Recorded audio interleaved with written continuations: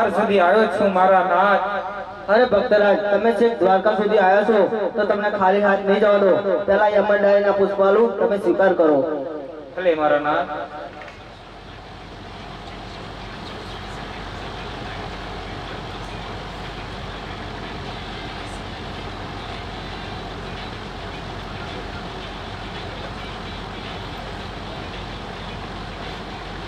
અરે આજ પેલી રે ડાળીના પેલા પુષ્પ આપો.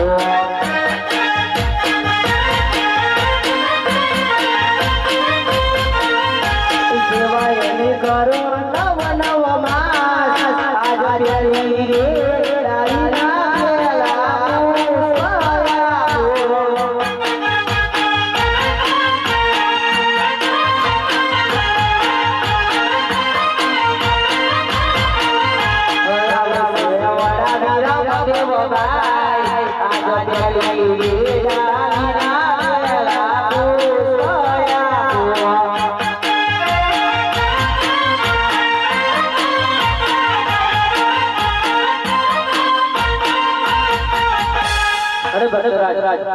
પહેલા પુષ્પ આલ્યા એની સેવા નવનો કરો. નવમાં હશે તમારા વજે મેના બાકી.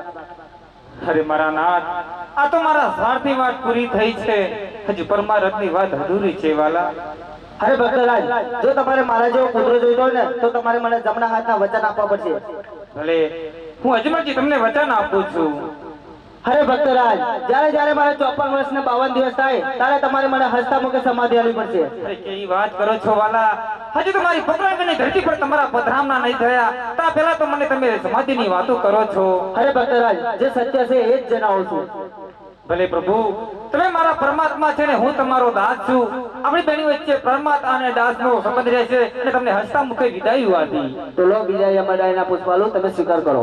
ભલે મારા નાથ. અરે આજે યમલ રે ડાળીના બીજા પુષ્પ આપો.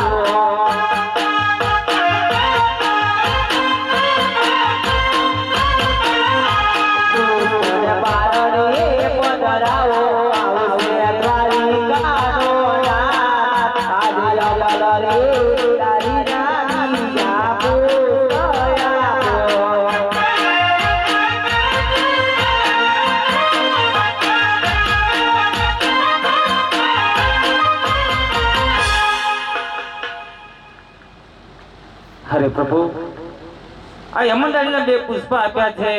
અરે તમે તો પોતે પરમાત્મા છો, તેના નામકરણ પણ કરી આપો અને સાથે સાથે તમારી આવવાની પણ મને એધાણીઓ પણ આપો વાલા. બહુ સારું.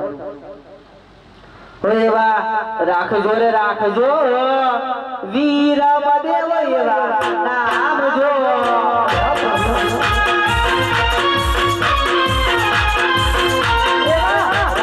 રાખજો વીર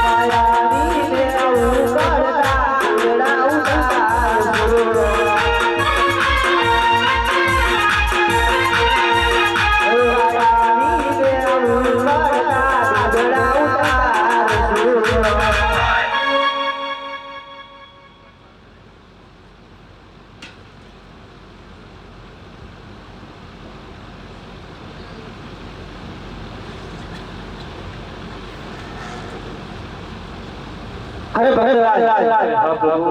હજુ પણ ઈચ્છા હોય તો વ્યક્ત કરો.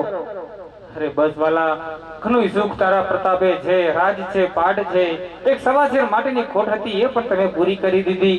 અરે મારા નાથ, હવે હું પોકરણગઢનો માર્ગ ભૂલ્યો છું મારા વાલા, મને કૃપા કરી મારા પોકરણગઢમાં મને મોકલ મારા વાલા.